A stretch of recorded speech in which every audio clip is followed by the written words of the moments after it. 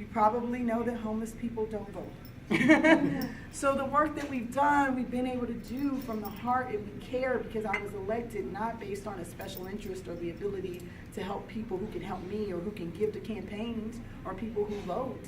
It's been an amazing journey to be able to do work that means so much to so many people. And this next stage for me, courage to fail, taking on an incumbent mayor who is well-financed, well-regarded in many circles, well-endorsed, is all about this journey that I've been on, which is the idea that you can be elected as you can break all the rules of politics and still be elected, that people want a leader, I believe, who represents people who aren't necessarily folks who can finance a campaign or people who even vote. I said, if all my kids that I work with could vote, I'd certainly have this down. We've helped thousands of kids in poverty get their first job. We have a 94% success rate. 94%. Half of our kids are at the lowest level of poverty, some of them the only breadwinner in their family. So that check that they bring home is the only check they get. I have kids, when we talk to our kids about this work and we say, how important is this work to you? And they say, well, my mom lost her job, so this is how we're getting by until she gets another job.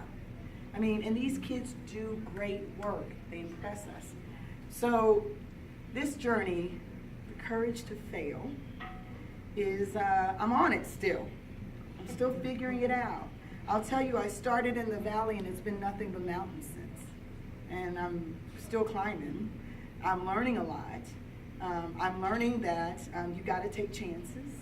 If the 8-year-old hadn't dreamed to be a lawyer, she certainly would not be a mayoral candidate today.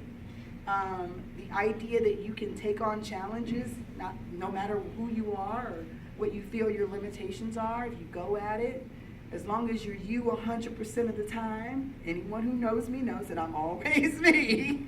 Love it or hate it, I'm always me. But I'm growing into a person who really believes that there is no place we can't go. That I believe that even public service demands people who regard people first, that good people should do this work. That yes, my grandmother's advice, don't try to make sense out of foolishness, it'll make a fool out of you, certainly has helped me in this job.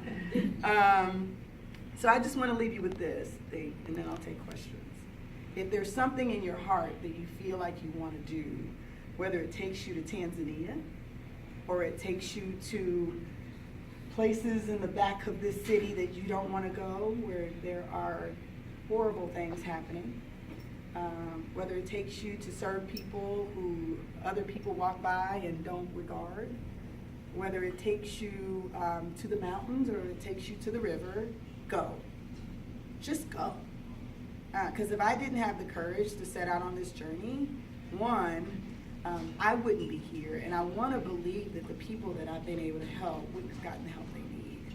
I'm humble enough to know that they probably feel like they wish they had a little better representative, but they certainly have someone who's willing to work very, very hard for them and be their voice. And so that's my time.